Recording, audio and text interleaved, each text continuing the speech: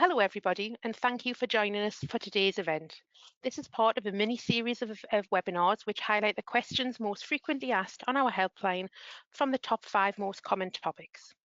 These are discipline, dismissal and grievance, contracts, redundancy, layoffs and TUPE, wages and minimum wage, and diversity and discrimination. And today we're going to focus on contracts. So before we get started, I'll explain a little bit about who Acas are and what we do. So we provide employees and employers with free impartial advice on workplace rights, rules and good practice. We also offer training for your workplace and we have courses available to book now, and Claire is sending a link for you. We help resolve disputes and our online advice is updated regularly where you can find the latest information about good practice for employers and employees. Our website has a number of free template letters, forms and policies for employers, HR managers and employees which are free to download and use.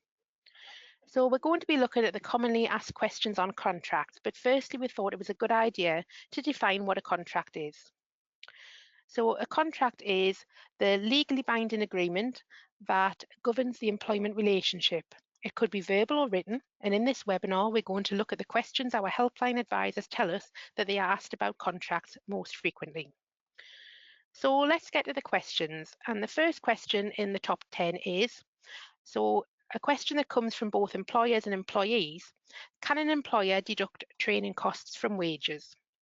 And the answer to this one is very dependent on the terms of an employee's contract. The Employment Rights Act 1996 states that an employer may not make any deductions or receive a payment from a worker's wages, except in certain circumstances. Firstly, it is required or permitted to be taken by law, for example, national insurance or income tax.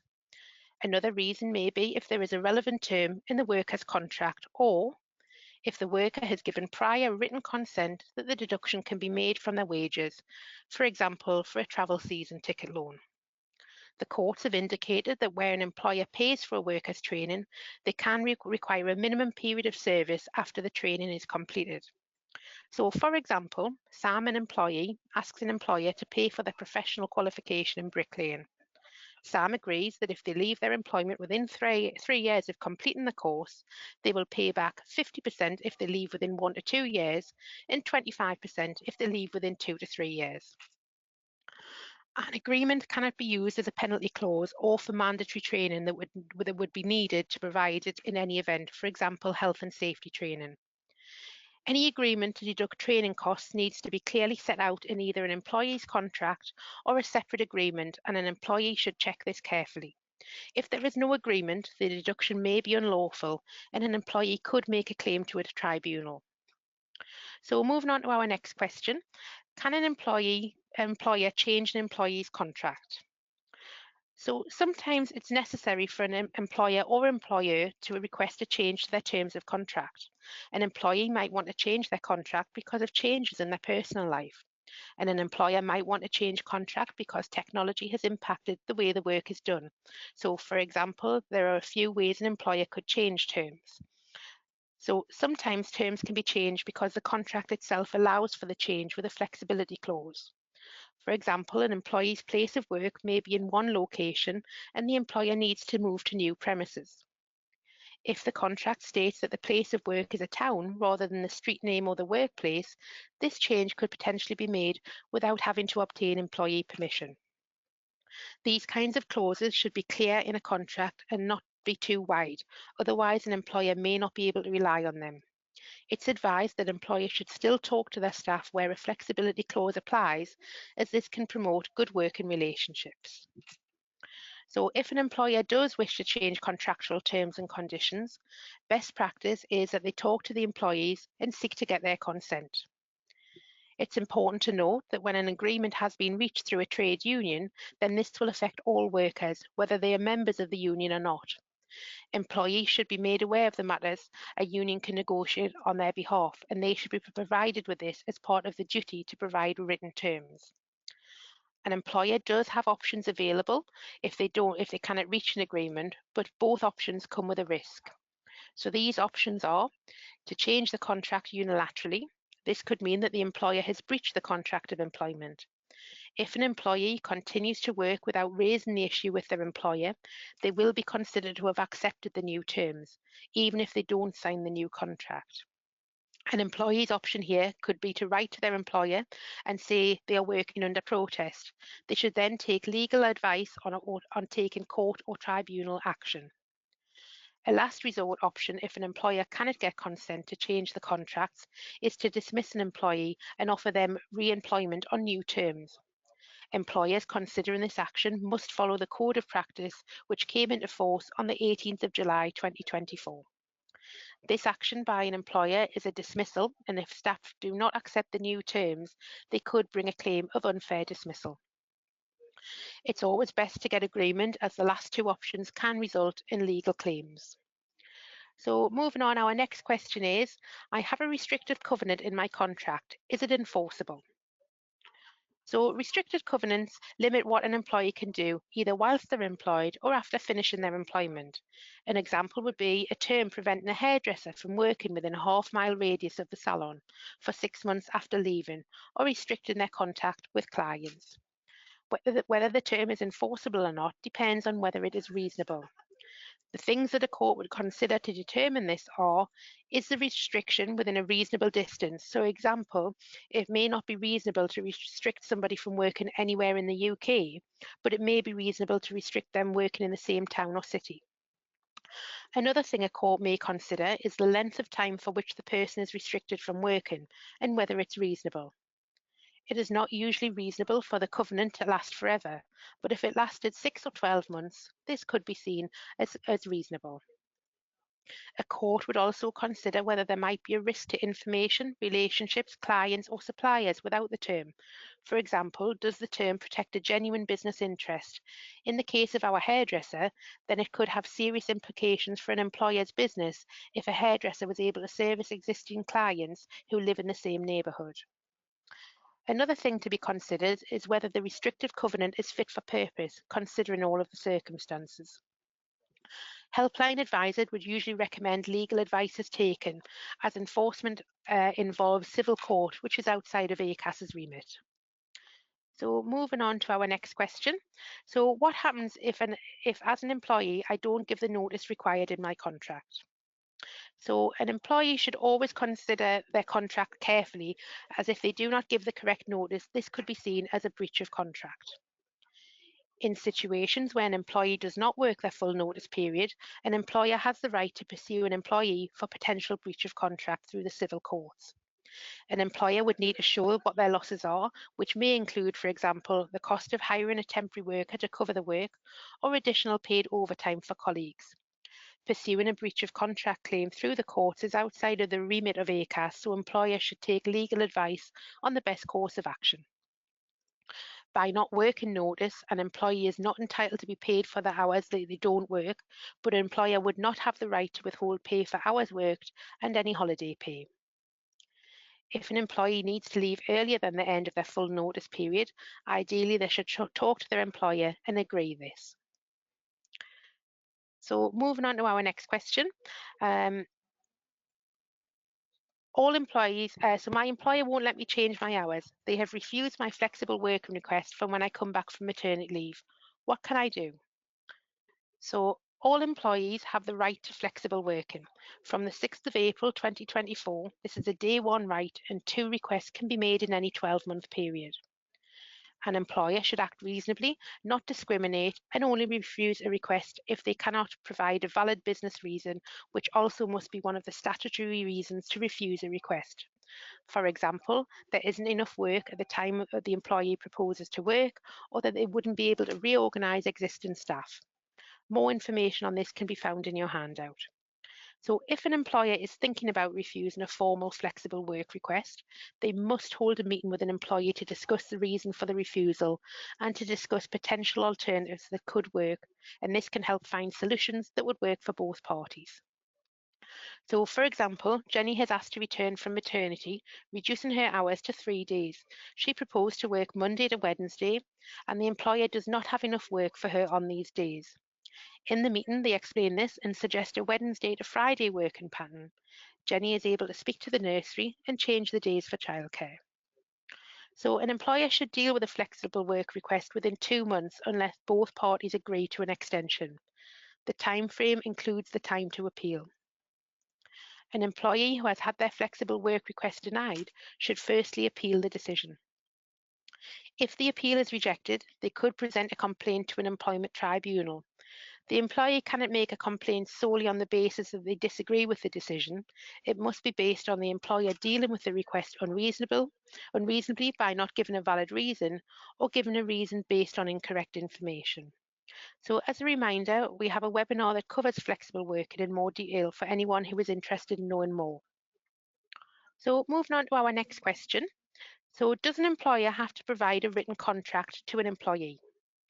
So under employment law, employers and workers are not entitled to a contract, but they are entitled to what is called a written statement of employment particulars. This should be provided from day one of employment for anyone who started work after April 2020. The first step for an employee who would always be to request the statement informally. In this question, this has already happened and the employee was unsuccessful. So if an employee has already asked for a written statement and it has not been provided, they could consider raising a grievance and point out that it is in the interest of both parties that contractual agreements are clear, as this can help avoid disputes or disagreements.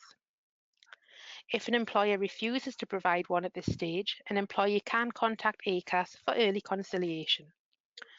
Before considering a claim to an employment tribunal, who will determine the particulars will be.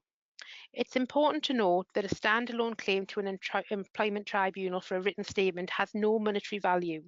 However, if another successful claim is made at the same time, for example, an unfair dismissal one, an employee who does not have a written statement can ask for the tribunal to make an award of 2 or 4 weeks' pay as an additional claim.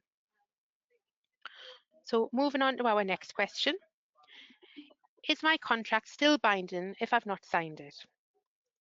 So the answer is yes, a signature is not required for a contract to be valid. A contract is formed legally when an employee is offered work and they accept it in return for pay. If an employee has seen their written contract and not stated that they disagree with it, whether signed or not, this is still binding, as by default they have agreed to it by starting work and accepting pay.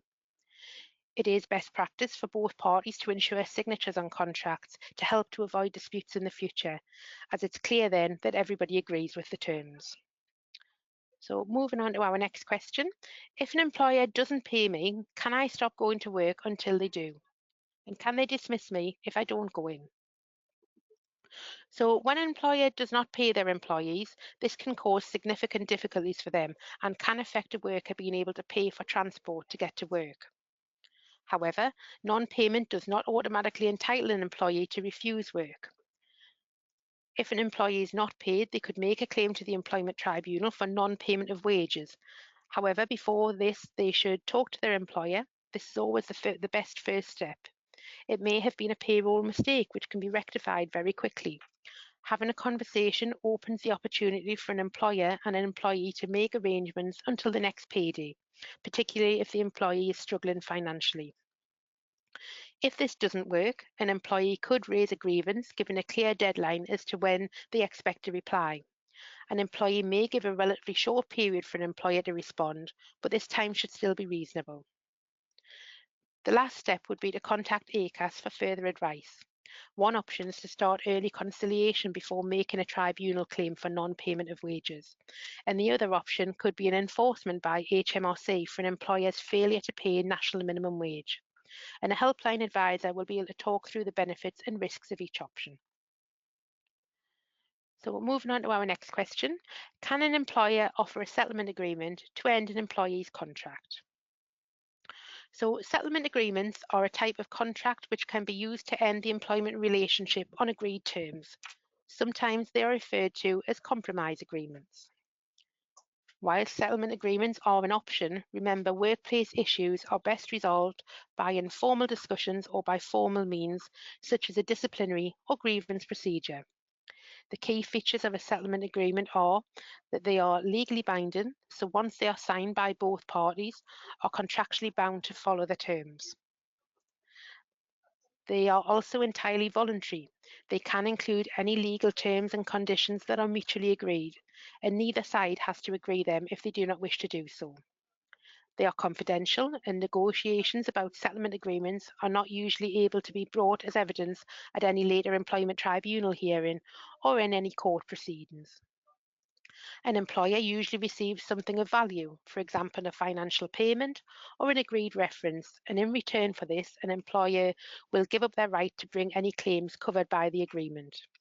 So further information on settlement agreements can be found in the Acas Code of Practice on Settlement Agreements, and this is linked in your handout. So moving on to our final question. So we've already covered can an employer withdraw a job offer after it's been accepted? So we've already covered that an employer's contract is formed when an unconditional offer of work for pay is made and it's accepted. If a job offer is subject to certain conditions being met, for example, the receipt of a clear DBS check, and that condition is not met, then the employer can withdraw an offer of employment without being in breach of contract. However, if a job offer is accepted either without any conditions or it is withdrawn for any other reason other than the condition stated, then this would usually be a breach of contract.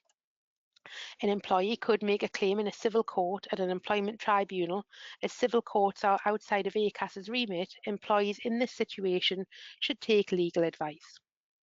So what I'm going to do now is hand back over to Claire. So Claire, over to you.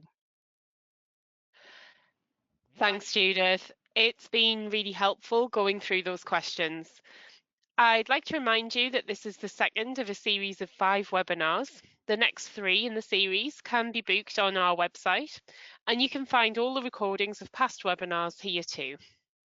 Now we'll talk you through further support that's available. So Acas run training in person and digitally to meet your needs. For example, a few of the courses that we're currently running are contracts, HR for beginners, and Acas Bite Size, working time regulations, and employer obligations.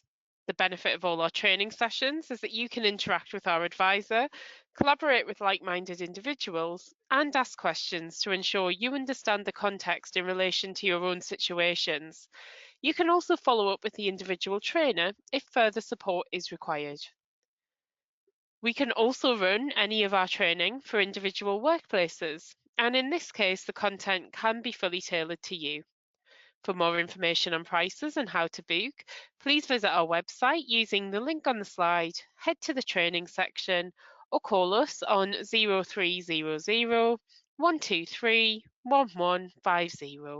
We really hope to see you on one of our courses soon. Our webinars run regularly, so please join us again.